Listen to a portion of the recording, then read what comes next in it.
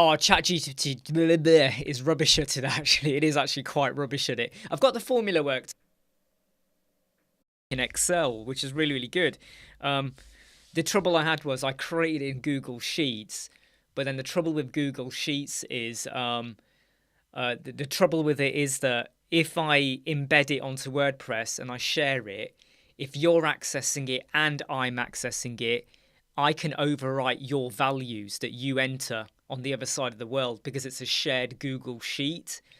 So I've resorted to Excel and I think I've cracked it. So that's what I'll be working on very late tonight. But yeah, it's just like a calculator, which I know you can get online, but the way it's built is that you could do all of the header tags and body and paragraph all in one go and copy and paste it one time rather than individually line by line by line. So I hope I get it cracked. But I'm looking forward to your video. I'm definitely going to be watching that tomorrow first, as soon as that comes out.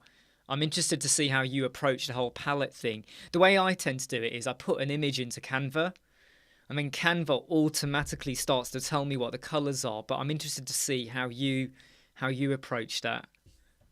That'll be good.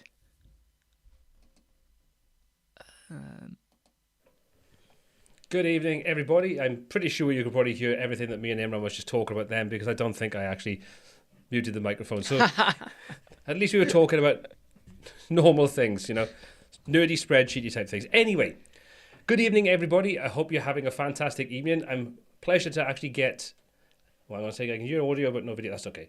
That's all sorted. It's a pleasure to get Imran on again tonight. We're going to kind of have a little bit of a conversation like we normally do. We're going to have a conversation about a topic we kind of started talking about last week, which is how do you handle problematic clients and how do you basically fire clients, things like that. So if you've got any questions, any comments, any experiences where you've had to do this kind of thing, be sure to pop those in the chat. Again, as always, just do hashtag Q if you've got any questions. If you're new around here, you can put hashtag new and give it a couple of moments and we'll go through and do the usual welcomes. But before I do, quickly going to hand it over to Imran so he can let you know who he is, if you don't already know, which I'm pretty sure you probably do, and how you can find out a little bit more about him and what he does. Imran, over to you. everyone. Hey, Imran again. So glad to be joining Paul on his wonderful channel. Run Web Squadron. We're a web design agency. We do design websites. We do have lots and lots of clients. Some clients that we don't like, but we have clients. But at the same time, we love creating tutorials, videos, consultations, problem solving, working with people. So if you ever want to find out more about us, our website's on there, websquadron.co.uk, or just go over to YouTube and do a search for really annoying YouTuber, and most likely I will come up, or you can just search for Web Squadron and that will kind of do the same thing as well. I'm pretty sure that's not true. Definitely annoying, definitely. I love it. I love to be annoying. I love to rub people up the wrong way. It's one of those things. It helps you stick in people's minds for the right or the wrong reasons. But at least people remember who you are. You know, you could be beige, boring if you wanted to be, but that isn't going to get you anywhere. I don't think, in life. Yeah, I can do that. So the first question, I suppose, is: do you currently have any clients that you would like to get rid of? Obviously, no names or anything like that mentioned. And if you haven't, have you had to deal with this very recently? Because I'm pretty sure you said something about this on one of your live streams, and I think you also released a video about it. It is a difficult thing to do because I know that I've had to deal with it, and I released a video probably a couple of years back now. I don't think people realize how draining to your mental health actually handling not necessarily problematic clients. Sometimes they could be the loveliest person in the world, but once you get them into a business relationship, they can turn into just a drain for various different reasons, not even necessarily nasty ways. So, I mean, what's your experiences been, and have you had to deal with this recently? Yeah, I mean, we have a few clients when we first started many years ago that we took on, and in the old days, when we first started, we used to provide hosting solutions as well. We don't offer that anymore. And we've got a few clients that were some of our earliest clients, and they were lovely to start off with. And we thought we could do everything with them. And when we start to now realize, as we do nearly every month, that their domain sits in one place, their email is provided by another service, they're then hosted with us, they don't often know what they want, they make demands, And when we took them on at a very low rate. It wasn't ridiculously low, but it was nothing like what we charge now. So the monthly retainer we have with them, even though we increased it last year a little bit, it's still minuscule. And the amount of work we have to do for them and the amount of demands we have to meet for them is a pain in the belly button. And they often don't understand, like, just email us at ridiculous times of the day. Oh, we need this, we need that. And you almost feel like you've got to deliver for them. You feel like you gave them your word, you promised them you do X, Y, Z, and you feel guilty if you don't help them out. And I would love to get rid of them. In fact, the chairman of that organization is retiring at the end of March. And I think it's a really good time for me to jack up the prices tenfold and go, look, take it or leave it. Okay, I will happily give you your website. You can take it elsewhere. But, you either pay it or you don't pay it. But more recently, it was round about November time, we had a client who basically, they went from being quite reasonable with us about what they wanted, and then they switched to becoming really, really nasty, where they started basically questioning what we were doing. Even though we delivered for them, they started being very negative. They talk down to you. They almost treat you like, because I've paid you, you are now my slave. I'm the master, you're the slave. You will do what I say. And in the end, I kind of was like, sorry, we're not working with you. We've done what we agreed we would do up to a point. We are no longer going to work with you. Luckily, we weren't hosting their website or their domain or anything like that. Relationship ended, and they demanded a refund. They demanded refunds, and it was trying to get them to understand that we did what was required up until this point in time. So we've done what you paid for. Just because we didn't finish your website, that's a different story. But you have to tackle it in a very...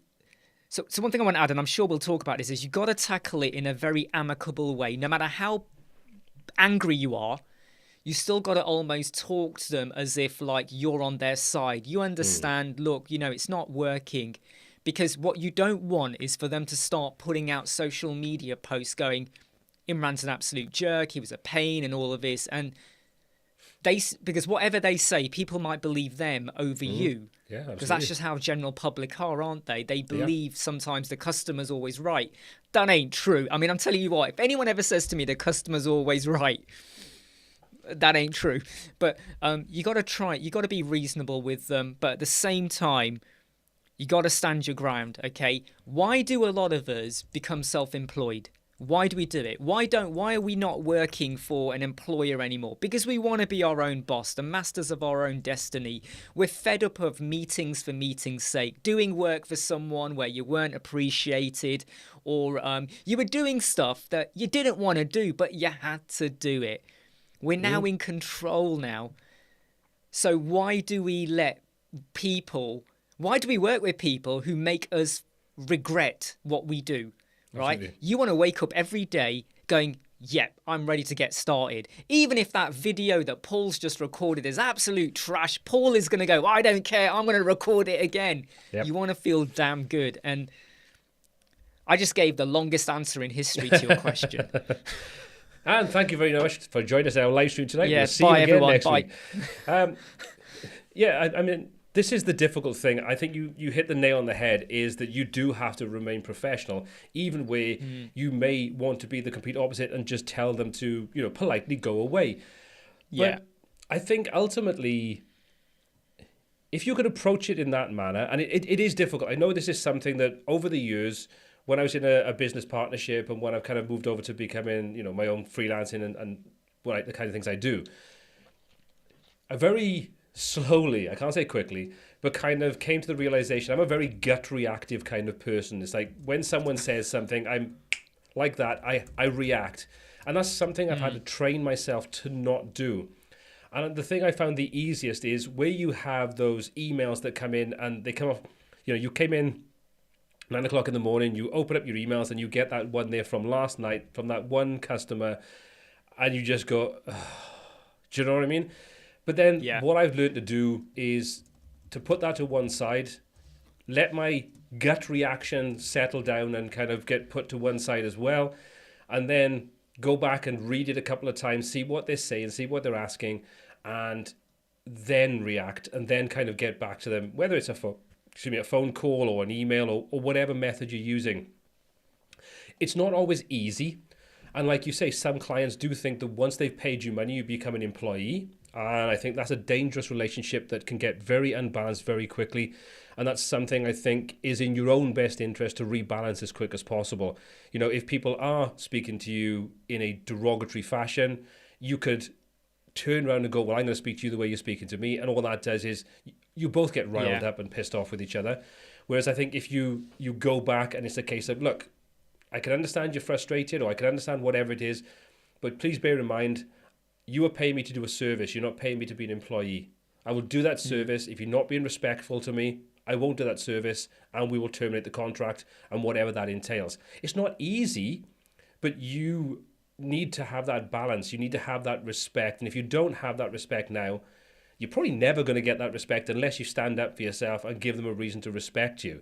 So, you know, I think it's a difficult scenario, but something that as professionals, we need to be capable of dealing with and handling and setting that balance and that expectation from the get-go. And to answer a quick question from Tees, what's on the hoodie, Paul? It's Quicksilver. So it's not a WPTuts one. Although, if I'm honest, I do have to get a WPTuts t-shirt over to Imran so he can wear it on the live streams, and I can wear a Web Squadron one on the live streams just to confuse people. But I think that would be good. I That think would be so. good. Yeah, I mean, what I also want to say is that very similar to you, I used to be very not abrupt, but if someone said something I didn't like, whether it was when I used to work in the office, I would go, no, I would be very upfront about how I felt or if I felt it was inappropriate. And now the strategy I implemented a while ago was when you first start talking to a client, you want to be clear and confident in your delivery so that they almost know who they're dealing with. You don't want to be like, well, yeah, I think I can help you out. And yeah, don't worry, we'll do that for you. Because you're almost letting them in to kind of almost become superior to you. Right, I will tell you what to do almost if you start to come across like that. So no matter, I'm not saying you've got to toughen up or anything, but just be almost a little bit formal and confident with your delivery. And so that if you do kind of put on, not a stern voice, but you kind of go, I don't think that's right, or that's not what we agreed, it's not going to come as a shock to them. If you come over really melodic, hey, how you doing? Yeah, we're going to do your website. And then you switch to, we didn't agree that can throw off the client. But if they know that you're very like, not serious, but you're kind of like, Professional. You're very clear. Yeah, or with what you're saying or what you're agreeing on, it doesn't come as a shock to them. I totally agree. I think this is something, and I think this is quite an interesting point Carlos says, where you're surprised that people as capable as you have the same problems as the rest of us. Now, that might be sort of said in a joking fashion, but that is something that I think is worth sort of picking up on and kind of running with. You know, we might come across as being confident and all those different things because we do this on video, but we've been doing this. I mean, I've been doing this for a good many years. I was a teacher before this. I was teaching adult education, so I'm used to standing up in front of people and delivering content and those kinds of things. And Imran, you've been doing this for a good many years. So you build that confidence, but not everybody starts off with that confidence. And there's lots of things that impact you right at the beginning of your career, especially if you go it alone and you are, a sort of a freelancer, a startup, whatever it is.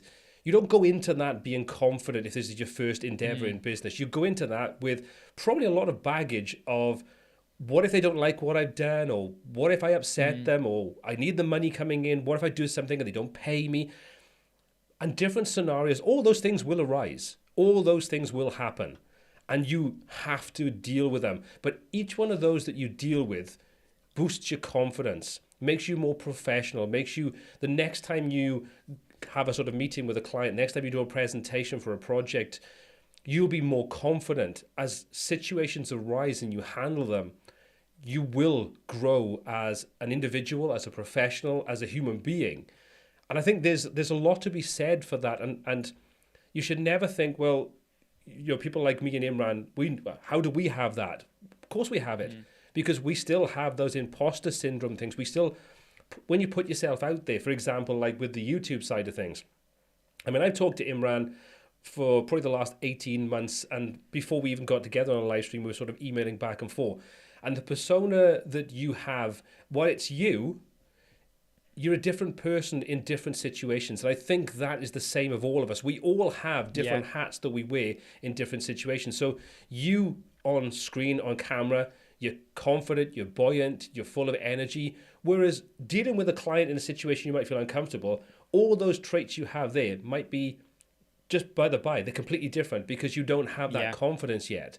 And I think that there's a lot to be said for understanding that, growing as a human being, as a professional, but also don't be hard on yourself when you're early in your career, in whatever career that is, whether it's employed, an employee, or whether whatever you're doing. All those things they will come to you. You will grow into them. You will grow into the person that you want to be, or you would like to be, and you see other people, you go, I can never be like that. You will be like it. It might take you longer than someone else. It might take you a shorter time than someone else, but you can get there. And I think confidence is the key to all of that. And you will develop confidence as you get put in situations that take you out of your confidence and take you out of your safe zone, your comfort zone, and you handle them. And you look back and you go, what did I learn from that? You might not make that conscious thing, but you will learn from every scenario, every good thing, every bad thing. They will all develop your confidence, your skills, and your growth as a human being, as a business person. So I mean, that's what I think. Yeah, absolutely, and I completely agree with you on that. And to be honest, everyone out there, you are not going to hit like a confidence stage on day one. You've got to experience 4 or 5 bad clients. Oh yeah, you've got to go through that. You've got to have your confidence shattered. You've got to have that moment where you feel like, why did I do that? The mistakes you make, because what it does is it trains you to not do that or fall for it again. So you might decide, you know what? I'm never going to do another WooCommerce website. Right, you've drawn a line and you're not going to go there now. And then you start to decide on what kind of clients you're going to work with. And you will spot warning signs. I've had people who are willing to pay what I've quoted, and it's a lucrative contract, but the minute I get a sniff of something about them or the way we're going to work or operate, and I go, no, this is going to be more stress, the money ain't worth it. You know, no. We have fired clients. We had an architect. In fact, this might be the story you're referring to, Paul. It was about a year ago. We had an architect. He was going to pay a very good amount for his website. But I did not like the fact that even though he lived in the UK like me, the meetings were at 9 p.m. at night. I didn't like that. I didn't like the way that he was almost controlling me to do what he wanted and didn't care about any advice we gave. And it was like, big contract, forget it, go elsewhere. Because you got to go through the bad. You got to go through the bad, and you will come out of it wiser, so much wiser. You will, and also there's other things that you will pick up on. It's something that's in a course that I've been toying with putting together. I've done parts of it, which is the client life cycle, which is taken from that first contact that a potential client comes in with to the delivery at the end of it and beyond. But as part of that, there's a section there called red flag clients. And there are probably about 8 or 10 different red flags that once you see them and once you become aware of them and once you've lived them, you'll see that and you'll go, this is not a good fit. This is not a project that I want to work on. And then you think, well, how can I handle it? How can I tell this person this is not the job for me? And I think we'll kind of continue this because I'd love to know how you've dealt with it. But you can do it in various different ways. You know, very quickly, you can say, well, to be honest, I would charge someone $5,000 for this, but this person's going to be a pain in the bum. I'm going to charge them $12,000. And if they go for it, you think, well, okay, it's worth it. Yeah. But if they go for it, you kind of think, well, an extra £7,000 makes it worthwhile. Do you know what I mean? Yeah. But also, when you create or when you have a contract, and you always have to have a contract when you're working with clients, when you have that contract, you will change your contract and amend your contract as you see different scenarios come about.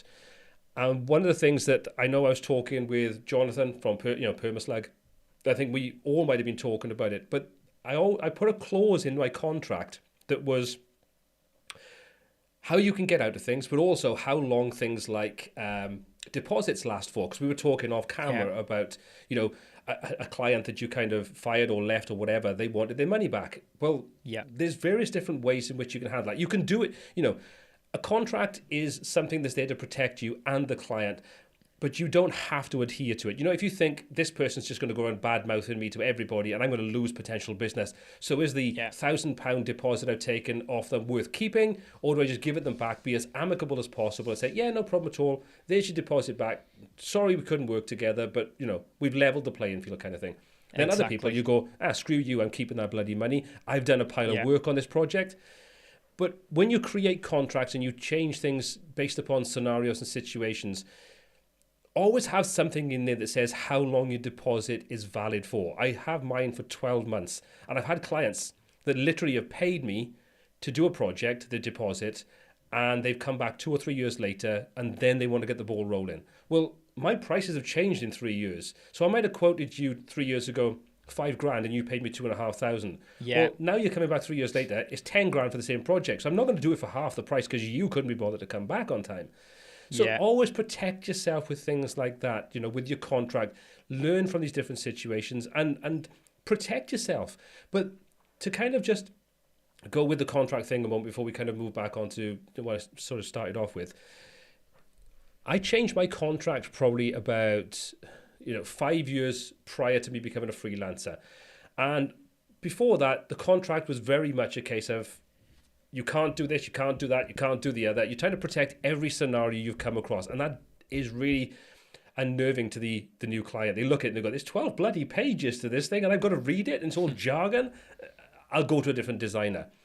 And we flipped it on its head. We said, okay, we're going to take this contract and we're going to say, this is what we're going to do for you and this is the amount of money and this is the deadline and this is the sort of deliverable dates and those kinds of things you put in there. But if you want anything else within reason, we'll discuss it, and if we feel we can deliver it for you, we'll deliver it for you and include it, but it will be charged at an extra rate, which will require another proposal. And we never had anybody that read that, because it was 2 pages. It wasn't even 2 full pages.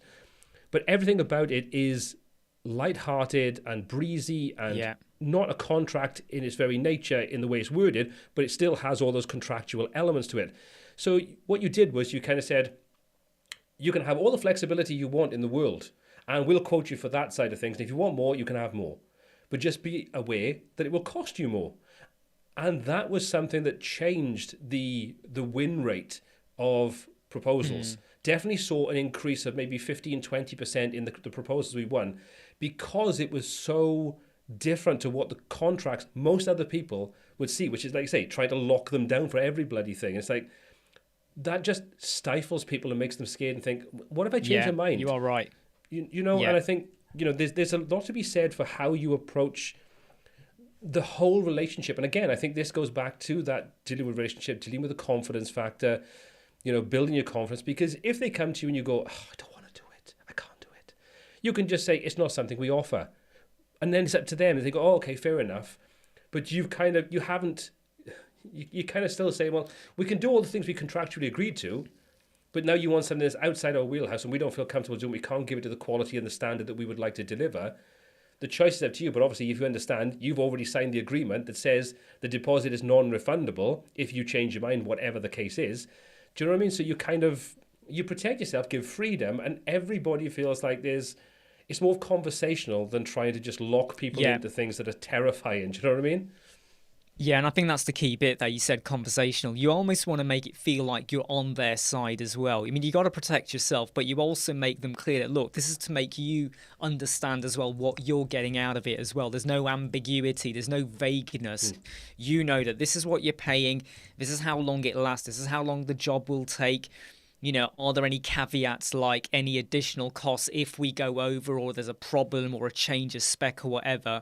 But you're trying to get them to understand that you're on their side. And what I do say to them, this is something I do with every client, right up until the point they've paid that deposit. I keep saying to them, if you want to go elsewhere, you can do. You don't have to work with me. But if you want a second opinion before you work with anyone else, or if you have any problems in the future, you can come back to me. So you're almost letting them know that, you're not just there to take their money and, do a quick flip of a website and get it out there. You're on their side as long as they understand what you can or can't do. And one of the stories I've been telling this week is how we agreed to do some work for someone in the US. Every day they kept changing their mind. So we did the work. Then when I say change their mind, they had additional requests. Fine, we agreed that here's the cost for work phase 1.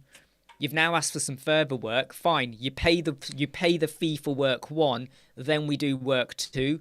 Then we got a request for a third load of changes. Fine, they pay the work 2 stuff, and then we do work 3. So, if you get them to understand, or you clarify what are they getting, in that contract or verbal, or however you do it, what are you getting?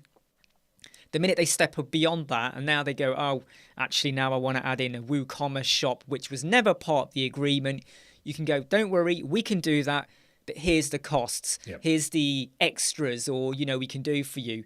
And this also is where you drop other stuff in as well. They might not have asked for SEO or page speed performance or analytics. They might not have asked that, but you can let them know. Look, you don't have to do it now, but if you do it within the next 3 or 4 months, here's the cost for those extra services as well. So you're letting them know, look, I'm here, I'm on your side.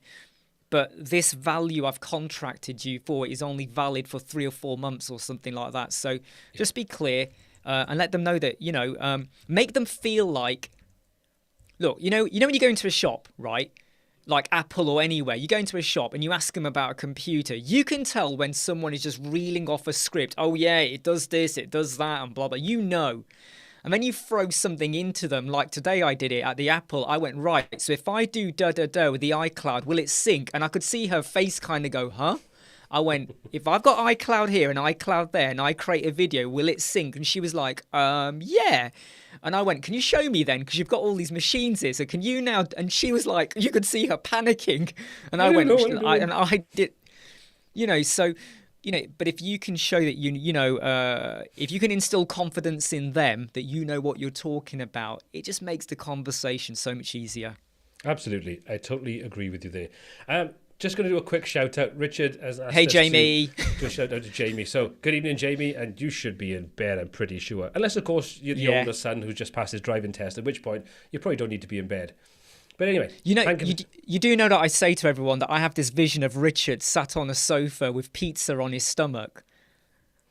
I'm sure he'll be happy about that. That's what I say to I know, yeah. Did you hear that, Jamie? Has Dad got pizza on him? Let us know in the comments. Yeah, so, send photos in. Okay, so we've got a question here from Andrew. He said, do you have a one-size-fits-all contract or start from scratch with each client? Now, to kind of go back, and David sort of said about me mentioning the contract and the way I handle it in a previous live stream, which I have done. So just to say that if you are looking for a great starting point, and this is the starting point that I use, and if you've never used it, I would recommend checking it out, is the Contract Killer. It's a UK-based company. Don't take this as being something that you should just take it, use it, and do nothing more with it. You still need to get it legally checked out to make sure that all the clauses that need to be there are there for you. But this is what changed the way in which I approached the whole contract side of things, because it is written so much more sort of friendly. Like, for example, if we go in, you can see the full contract. It's all here. But it kind of goes through, and everything is written in plain English. Do you know what I mean? And that's the big thing. The legal stuff and nonsense, intellectual property rights and so on. But it's done in a nice, simple, straightforward fashion. I would honestly recommend checking that out and seeing if this is something you want to work with. And the other thing, to kind of go back to what you were saying, Imran, what I used to do is I use Better Proposals for my proposal management side of things. And the nice thing about using a tool like this is where you said like the SEO or the sort of like the different optimizations and things like that, you can add those in as part of your proposal as optional extras. And the nice thing there is if they want that optional extra, you explain what it is and the benefits of it, why you'd want to use it. They just literally tick it and it gets added to the total. So you can make it as nice and simple and straightforward. They can digitally sign it. And this was the thing that I think was most important, was to kind of remove as many friction points from the whole process of, from the point of contacting you to the point of working with you should be as frictionless as possible. And just tools like Better Proposals when you send that proposal over. And, the whole point is if people don't still look at it, they go, I don't really know what the heck that is. You always say, if you want to arrange a call, you want to pop in, whatever kind of way you work, whether it's like, Zoom, Slack, those kinds of things, have that conversation with them and say, look, there's no hard sell here. If you want this, I put it in as an optional extra. Let me explain the benefits of it. And I've always been open and honest and upfront with people. People have come into me and they've said, like, I've been told I should have a blog. And this is going back a few years ago with blogs and everything. And there's a Facebook page and stuff like that. And they're a business that's like, my first question to them is, okay, if I built you a blog, what would you put on there? And do you have the time to add something on there every single week that adds value? And they go, no. But I went to a course and they said every website should have, every business should have a blog. And it's like, look, I can charge you 500 quid extra to switch the blog feature on in WordPress so you can have posts, but you won't use it. There's no point having that post there from 2017 that says, hi and welcome to my blog, if you can do nothing with it. So you talk yourself out of money, but what you do is you build that confidence up between you and that client that they go, okay, you could have charged me for that, and I've been told I wanted it, and I said I wanted it, but you've said there's no bloody point to it, and your reasoning actually makes sense. So thank you. Yeah. And this is important. That is absolutely the same strategy I use as well. And I don't use it in a sneaky way. It's literally I find out what would they like, and then I find out more about their business. And I sometimes say, look, you could save yourself £600-700 if you don't do this. Or maybe wait until you've got to a point where you've got the staff or people to fulfill this, or you're now getting enough traffic for it to actually make sense to do. But why are you doing this for? There's no benefit. Oh, but so and so another company does it. Yeah, they've got that because they're doing something with it. You're just going to have it. And I said, if anyone comes to your website and just sees 3 posts, same scenario to you, which are like 2 years old.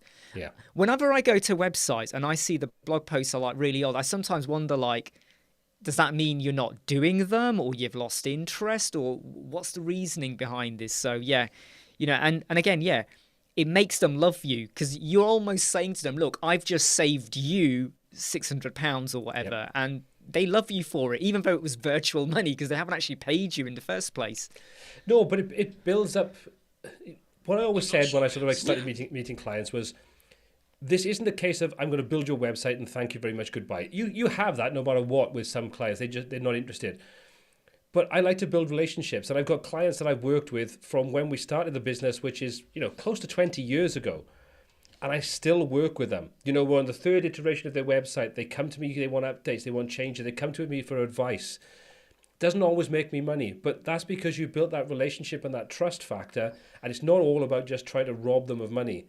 And I've also had clients where I've sort of seen, actually, I think this would work well for client X, and I popped in to see them and said, look, I'm not trying to sell you. It's entirely up to you if you want it. But let me just explain my thoughts, why I think this would be great for you.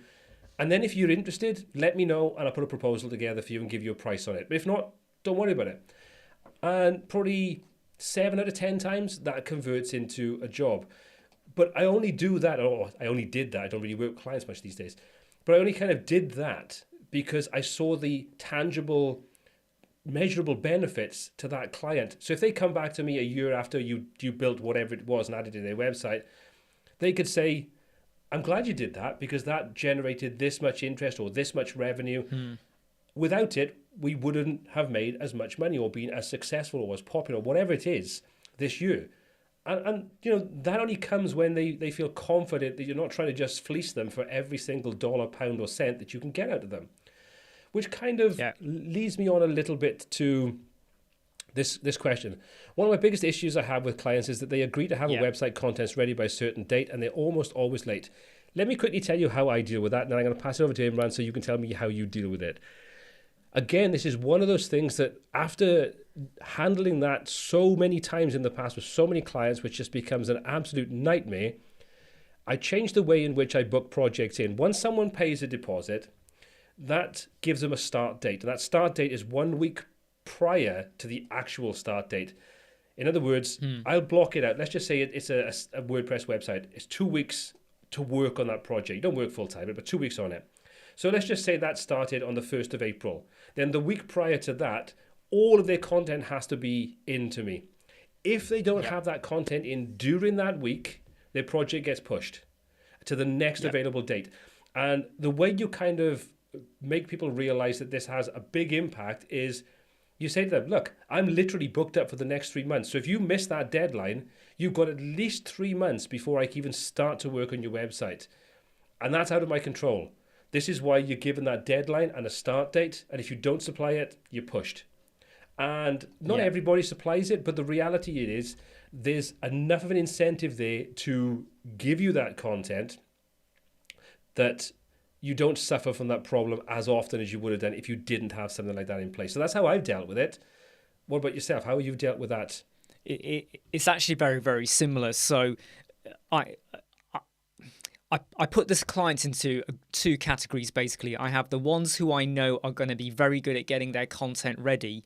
So those clients fall into the very same scenario like you, where we agree a start date and I say, right, in that week preceding it, after they've paid their deposit now, they've got to get me their content. And again, I say a similar thing to them. Look, I've blocked out this time. I'm really, really busy. I mean, because they know I do videos as well, it's almost like I don't have to explain to them that I've got lots of things on my plate, for instance. If you don't get it to me on that time, I might not be able to start now, and it might be a week later, a month later, or whenever, because I'm booking people in. They do understand that. But then the second category is when I have clients who I know, like, they want to work with me, but I can tell that they're not savvy with images and content and exactly what they want, and the wireframe is going to take a while. I literally say to them, when I know you've got your content, when you know what images you're going for, then I take a deposit, because sometimes I get a bit fed up in the early days where you take a deposit and you're waiting and you're waiting and you're waiting. It used to really get on my nerves, because when you start to look at your backlog of things you want to close off, there's like 3 clients and you just haven't started them. And what happened to me once is 3 of them, they all came in on the same week. And I felt pressured to have to get them all done in that same week. So if I know they're going to get me their stuff on time, roughly a week before, right, get me your content, they pay the deposit, and then we get the job started. If I think they're not good at that, I just say to them, look, you need to go away and get your stuff. And then when I know you're ready, then you pay the deposit and we get started. And 50% of them go elsewhere. But you know what? I almost ain't bothered, because those clients, even though they were willing to work with me, you have a little bit of a sense that if they're not good at getting you their content, how serious are they about their website? And what I hate is when you start a website and they say, yeah, I've given you the content for 2 pages and the other 2, I'll get you them next week or the next day. 8 months go down the line. Yep. We had a website that took 14 months to close. It was a basic 5-page website, 14 months. But I think that highlights... Never again. Again. Exactly. I think that highlights the problem. And again, to go back to what we talked about right at the beginning of the live stream, these are all scenarios that you have to go through to modify how you work moving forward. And like Andrew says, sure, he says, like, his contract is very short, basically describing how discussed work and perhaps a care plan details. Now, to me, that's not your contract, that's your proposal or your job spec. Do you know what I mean? That's not protecting you in any way. That just says, we're going to provide these things. But what do you do if something happens? And this is where a contract like, the killer contract or contract killer or something like that comes in. You will come across scenarios that just give you stress that if you'd had that contract in place and that clause in that contract in place, you wouldn't have had that, because if they come along and go, oh, well, I said X, Y, and Z. It's like, doesn't matter. This is the contract. You signed it. Yeah. If you didn't read it, that's not my fault. The whole point is it's 2 pages. It's written in plain English. There's nothing legal jargon text in there. Anybody can understand that. And if you had any questions, like I put in at the beginning, please contact me if you've got any questions on anything inside here. You don't want to get into that scenario. You don't want to get in that situation where you have that back and forth. But when you have that contract there and they've signed it and you have proof of signature, they can argue all they want, but they agreed to it when they signed that contract. Yeah, and then it's up to you to decide whether you want to enforce that or whether you want to find some middle ground to protect the relationship so you don't sour that relationship and things become a little bit awkward and confrontational possibly, but at least you've got that there to fall back on. Without that, you have literally nothing to fall back on. And that can be a problem. And you will come across it at some point in the future where that is a problem. And you will then probably end up out of pocket, or your reputation gets tarnished, because it's so, like you say, it's so easy to give a bad review on like Google or on TripAdvisor, if you're that kind of thing, or any of those kinds of places. It's very, very easy to get a bad sort of review on there, and that can really have a knock-on effect. So protect yourself, and then just be sensible even if you do protect yourself. So Andrew, my advice to you is check out that killer contract. Just do a search for killer contract on Google. It'll come up one of the first results. Have a look at it. Yeah, it's for hitmen. It is for hitmen, but you have to shave your head first before you can go out there and do it. So yeah. But Chris has a good point here. 60% of his clients are repeat due to the relationship. And I think this is the key thing here, is building that relationship, that trust between you as the provider and your client as someone I've got clients, that are friends. And we've been friends for years. And they're no longer in business because they've retired, whatever. And I'm still friends with them. And that's not because you were just basically taking money off them to do a job. It's because they trusted you. And you built that relationship and that rapport up. And when that transcends the actual business relationship in whatever way, that shows that, the effort and the time that you put in to build and nurture that relationship has paid dividends financially and in, sort of other ways in which you don't have that stress, that hassle, and that worry, that kind of thing. Absolutely. So, yeah, it's worth building that relationship. I mean, this is the age-old question now that Asim is asking. How do I get clients quickly as a newbie? Imran, do you want to take this? I know you've answered this several times in your own live streams. Yeah. I mean, look, I'm going to say you got to put feelers out there. You got to look. What I would say, is what you've done is you've jumped straight to the point where you want to be making money. If you look at a lot of businesses out there, when they've got a brand new product, they build hype. 6 months before release or launch, they start to put social media posts out there. We do this, we do that. Get yourselves on social media. I don't just mean to go, hey, I'm a web designer, use me. I'm saying start putting out feelers, commenting on forums and people's posts so people start to recognize you.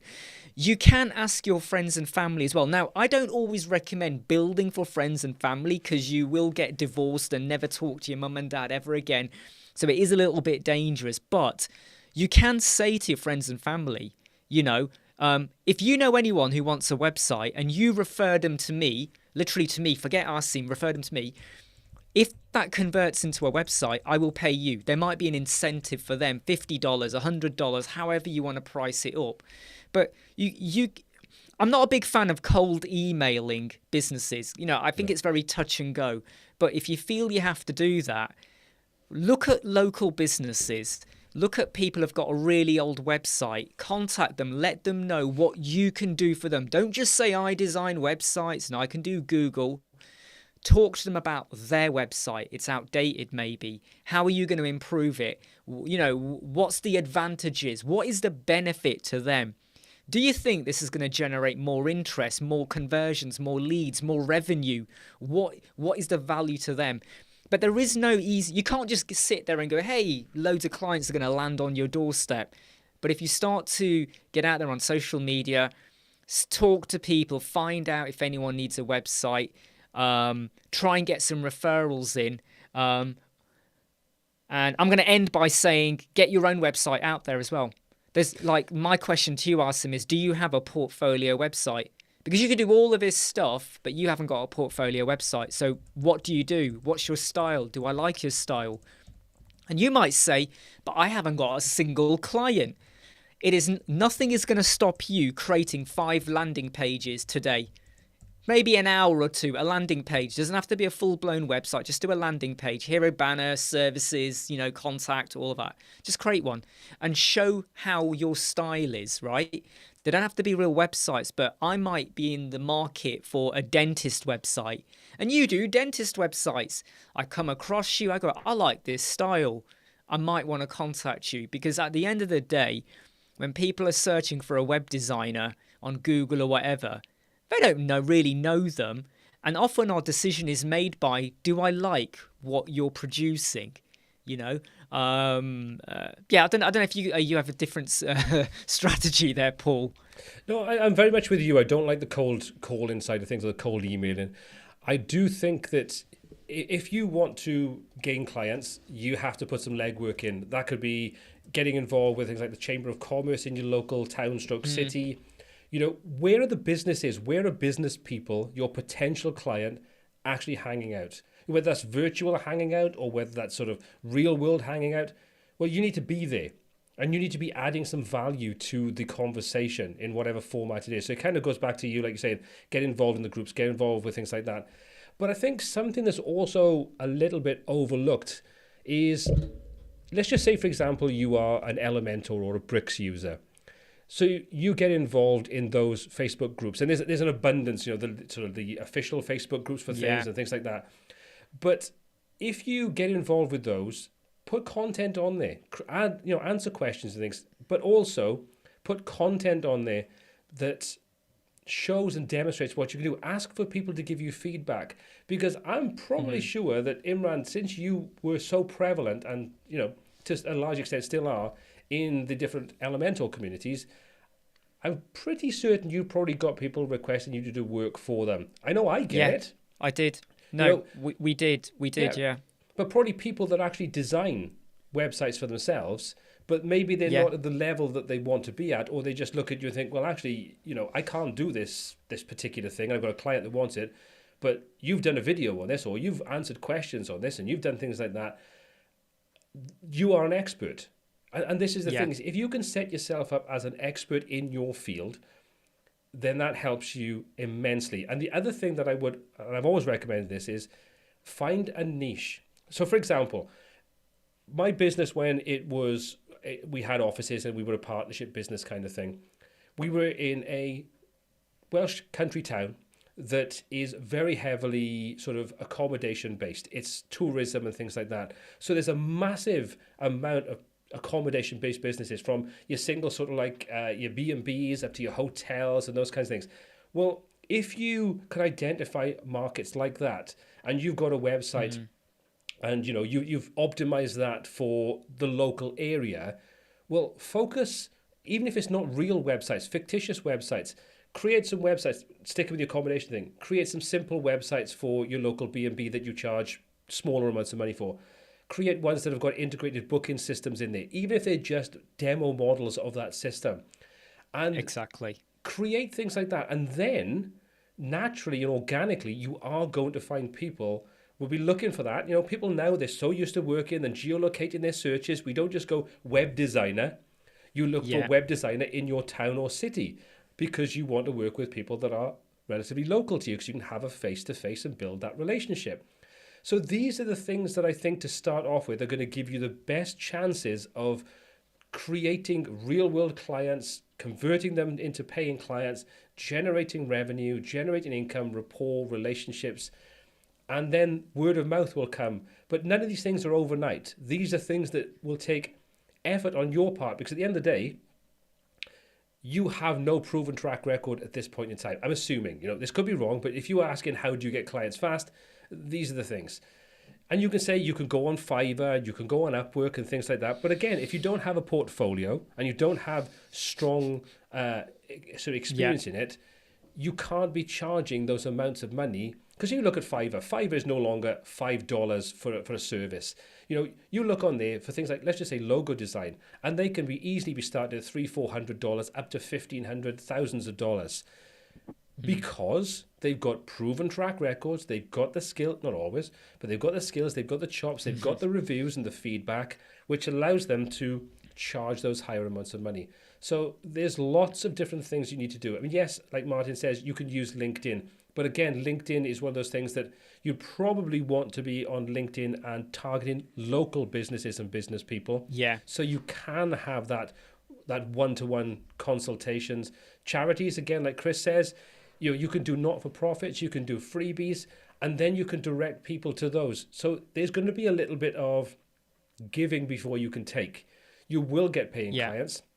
You might get the odd one that'll pay a good amount of money. But the reality is you're probably going to go in lower priced. You're going to have to undercut local businesses that are established until you get your name and your reputation out there. And then you can start to increase the prices and potentially increase the demographic or the geographic location that you want to cover in your business. I mean, that's a couple of things that I would say, you need to look at to realistically start to convert this to a business. I mean, I just want to add on to the pricing bit, because I just want to say to Asim that, let's say you want to be earning this amount. This is your sweet spot. This is what you want to be earning per website. And sometimes there is a danger that there's so many videos and articles out there that say, hey, you can earn $5,000, $10,000 per website.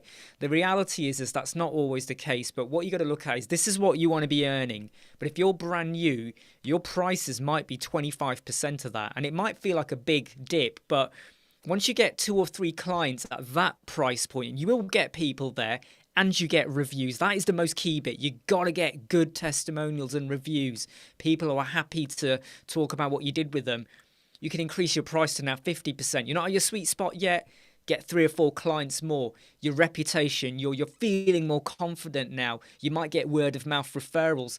Then you get to your sweet spot. And it might take 6 or 7 jobs to get there, but you're going to have to do some quick and dirty, simple, basic websites, whatever, low price. But you don't start saying, well, I want to get $1,000 ones or $2,000, because you might, if you haven't got that reputation, you might struggle, and I would say just work your way up in your pricing, scale up basically as you get more reviews. And when you do get paying clients, under promise and over deliver. Absolutely, yes, absolutely. If you can say this is going to cost you, let's just say $500 for a site that you could turn around in a day, right? Then if you said, okay, it's going to include these things, but then you said, actually, I'm going to put some optimization, things that don't cost any money. I mean, Imran, you've got plenty of videos on your channel, how to get that 100 score, when it comes to your sort of page speed scores and things like that. Give them those things and then highlight the fact that, look, this wasn't in the contract, this wasn't in the agreement. But I did it for you. Exactly. I finished the project a little bit quicker than I anticipated, so I thought, well, you already paid me for this amount of time and money, and I'm going to go ahead and I've done these other bits and pieces for you. And then they're going to be really happy with it, and they're going to go and tell the next person that says, oh, where'd you get your new website? Oh, I got it from so-and-so. And to be honest, it was a good price, and they give me some really cool things in there that I wasn't expecting. And then you can start to ramp up your pricing. Yeah, can I just drop something in here? I'm not going to mention a company, but this company is global, and they deal with maintenance for household products, and they are a very global company. And I'm not going to mention who they are, but they are quite well known. They wanted their website to be redone, and I spoke to them, and I said, you're not going to get this redone unless it is fully redone, because what they've done is a 20-year-old website. It has got legacy, major issues, got to be redone. He, however, didn't want to go down that road. But because I gave him half an hour on the phone, just talking to him, highlighting the problems, the pinch points, he almost fell in love with me. In fact, he rang me up on Boxing Day, and he was just like, he felt like I gave him my time to talk. So far, I've had 6 referrals from people he knows. Yeah. And he's even told me, even though he's not working with me, because of the relationship we formed over a half an hour phone call with the expert knowledge, he's happy to refer people on to you. So just to let you know, even if you can't deliver for them, but don't just go, oh, I can't do this for you, sorry, no. Talk to them, advise them. And I said to him, look, you need to find people that do who can help you out. You need a JavaScript coder, you need blah blah blah. If you show that you're on their side, they remember you, know, and the fact that we've had 5 referrals off him since Boxing Day, that's quite a lot. That's pretty good going. I think this is, slightly different point of view, but in the same kind of vein, is that I've won contracts not because of being the best price, the best person to do it, whatever, but you've had someone that's phoned you up and said, like, I'm interested in a website, blah, blah, blah. You have that conversation. And then during that conversation, they drop little things into the conversation that don't really mean anything to them at the time, something they're struggling with, for example. And you've gone, oh, actually, the easy way to deal with that is X, Y, Z. So you've solved a problem that had nothing to do with it. And I've won Yeah. contracts because of being helpful in the initial conversation, and you work with those Yeah. clients for them for the next 10 years. So Yeah. never underestimate. And the other thing that I would always recommend is content creation. Now, content creation doesn't have to be creating videos like Imran and myself do. It can be looking for pain points. It can be looking for problems. It can be looking for how you can solve something that lots of people have, these little pain points, and creating content on your business website. To give you an example, I created a blog post on a website about how paying for a designer can actually save you money, right? Because this was like the recession in 2008. So we saw a big hit business-wise because, as with every recession, the first thing that goes is advertising, and websites are basically advertising for lots of people. So you saw that very quickly take a big hit. And I wrote a sort of like an article or a blog post that says, you know, by getting your friend, by getting your cousin, by getting your friend's dog to build you a website, and all the things that can kind of go problematic with that, like they go to university or school or whatever, like, and you can't get your hosting, your domain is with them, and you can't get, you know, all the things that can go wrong. All those things add to the pain of having it. Working with a professional, you don't have that problem 99.9% of the time. And ultimately, all those things can offset the money you spend on it now, can save you in the long term. I had a phone call, I probably posted this like 2 years afterwards. I had a phone call from a company in London, which is like 200 miles from where the business was. Bearing in mind, London at that time is going to have probably thousands of web design companies. But he folded this little business in the middle of nowhere compared to, you know, where they were. I said, I just read your blog post, and everything you wrote in there, I've just gone through. I cannot believe how spot on that was. I'm having problems with my website. How much would you charge me to rebuild it? Here's the link. Yeah. Give me a quote. That customer still pays me every single year. That was like 10 plus years ago. Why? Because I wrote an article that resonated with him. Took me half an hour to write it. Resonated with him, and he's gone, I'm going to contact that person in that company and see, I want them to do my website for me because they know exactly what I'm going through right now. Do you know what I mean? And this is where LinkedIn can be your friend. So if you start to kind of take those articles and do those explanations on LinkedIn as well. And what's really fancy at the minute is like where you have like maybe 10 like sliders. So you just slide. There's a lot of people that I've identified that are very hot on SEO. I can clearly tell they're new. They want to build up a reputation SEO, and what they're doing is they're just regurgitating what other people have said. But when you redo it in your own style and your own colors, they're getting hundreds of people commenting, hundreds of views, and they're not stating it, but it's pretty obvious they're going to get business out of that. You know, when you see the people replying, they must be getting business out of that.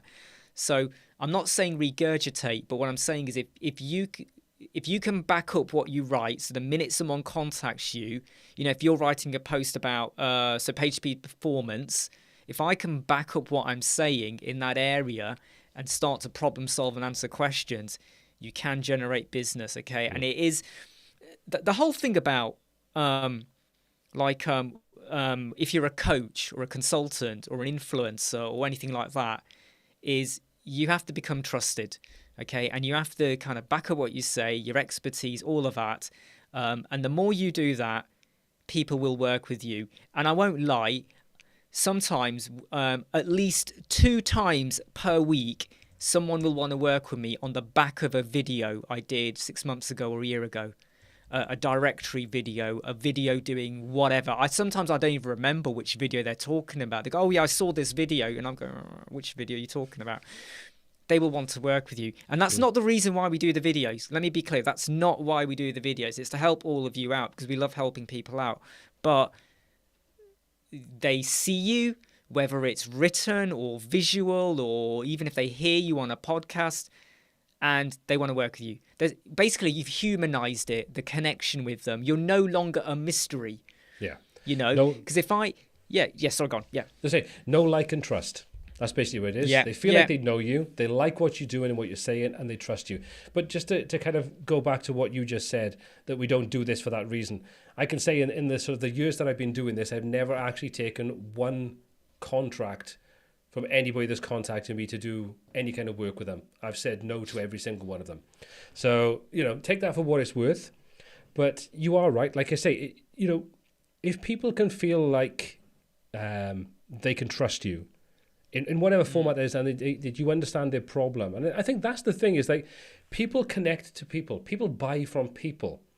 And if you can build that relationship as quickly as possible, you can turn that into a paying customer, a client, a contract, whatever you want.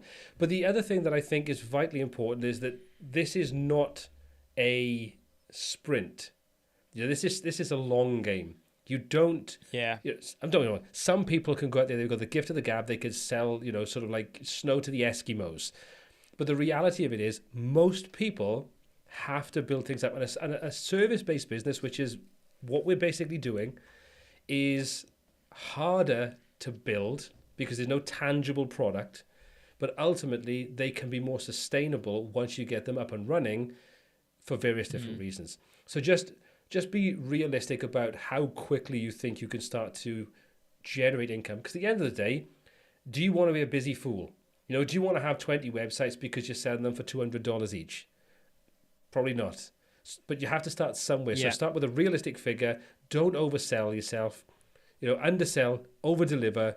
Don't promise what you can't supply, and give a quality product.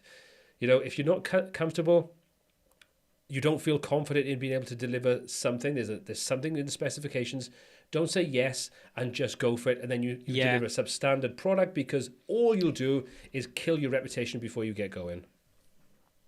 In fact, a majority of people, and if you use Fiverr, I don't mean to disrespect anyone, but a majority of people on the Fiverr market do contact me and saying, I can't do X. I promised a client I would do it. And I kind of say to them, why did you promise it? Oh, because I need the money. I go, yeah, but now you're in a world of pain. I can't help you. And if you want me to help you, it will cost, or you're going to hire someone, it will cost. Don't do it. Okay? We've gone through periods where we've got no work. There's no client work. But you know what? Reinvest that time to improve your content, your own website, your social media marketing, other stuff, because it all pays off, and that's like Paul just said, it's all in the long run. And it's a bit like I said, companies build hype. So you got to build up your hype. And how do you build up hype? Joining forums, leaving comments.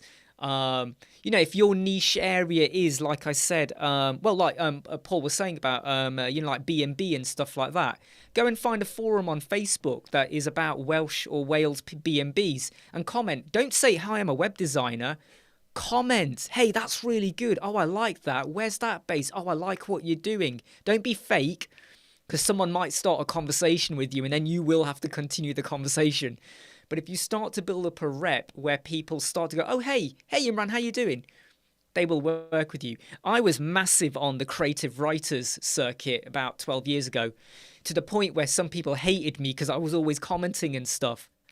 But then there came a point when I started letting people know, oh yeah, I do design ebook covers and author websites. And people started piling in because they knew me. They knew who I was. So look, if you've got a quiet period, no clients, you've got no excuse, to not be getting out there on the forums. Because look, once your trust level gets there, once other businesses recognize you, oh, I need a website. Who am I go to? No, don't go to Imran. No, not him. Go to Paul. You're helping them make their mind up. You're saving them sat there doing a Google search, or Fiverr or Bark or anything like that. You're helping yourself out. Add value. Yeah. I think if you can add value to anybody's life, you can solve problems that they're coming across, then your reputation increases and improves and so on. So I think that's the kind of key takeaway here. And I think I'm kind of conscious of the fact that it is now 9:00 and we've kind of talked about, well, a hell of a lot, if I'm honest. I think it's been incredibly interesting. We have. If you've enjoyed what we've talked about tonight, do hit that thumbs up, because it's been mentioned several times in the comments. 21 thumbs up when we've had lots more people in here. If you enjoyed it, got value, give it a thumbs up. It really does help us out. But I'm going to wrap the conversation up there tonight, because I've constantly said I want to try to keep these to an hour, because I know Imran's time is precious and I don't want to kind of invade his personal life. Not too much anyway. Anyway, quickly before we sort of wrap things up, how can people get in touch with you if they want to find out a little bit more? And let's let everybody know who you are. I'm pretty sure they already do anyway, but just in case, let's get your reputation up to even higher. Well, I'm Imran Web Squadron. If you really want to find me really quick, jump over to websquadron.co.uk. You'll find our detailed services. We also have a ton of mastery modules to help you out as well, and they are growing this year. Or just go over to YouTube, do a search for Web Squadron, and you'll find all of our videos there. And if anyone knows how to create a movie in AI really, really simply, so I can get my movie about Uranus out there, please do get in touch as well, because that is wrapping up. I'm starting to get the script written with ChatGPT. But hey, look, we love talking about WordPress and websites, and we're not just here to create websites. We are here to help you out. So if there's anything you feel like we can do better for you in terms of tutorials or anything like that, please do reach out. 90% of the emails I get, I do delete. Just make sure you're in the 10% that I do keep. The elite 10%, we might add, The elite 10%. They're the ones that have the PayPal receipt for the $10, £10 that you've actually paid for him to read it. They always get a smiley face. Now, I'm going to wrap this up in a second anyway, but it's one thing I want to say before I do close this out, and it's kind of in keeping with what we've been talking about tonight, is next week I'll be releasing a document pack that is the essential web designers documents. It does not include a contract, because I think that's something that is a legal document and therefore is going to be different in different countries. However, it's going to have things in there like dealing with the initial client questionnaire, how to create a proposal with a proposal template, and guidelines on how to use it, even down to the fact that we've got an email sequence for late and non-payers, so you don't have to stress about writing all those things out. So if you're interested in that, keep an eye out on the YouTube channel, on the Facebook group, and on the website, because that's going to come out next week with a nice discount for early adopters. But that's my sales pitch for tonight. Thank you so much for everybody else getting involved tonight in the questions, the comments, and everything else. Hit that thumbs up if you got value from it, and I'm sure that we'll see you at the same time, the same place next week. Have a fantastic evening. Take care, everybody. Take care. Bye.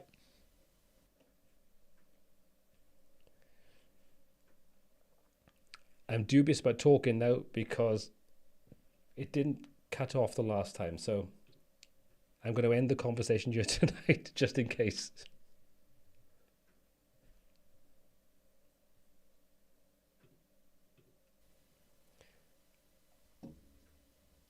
Right, sir. Have a good evening, and I shall speak to you. You too. During the week. No problems, mate. Take care, Paul. Take Bye. care. Ta-ra.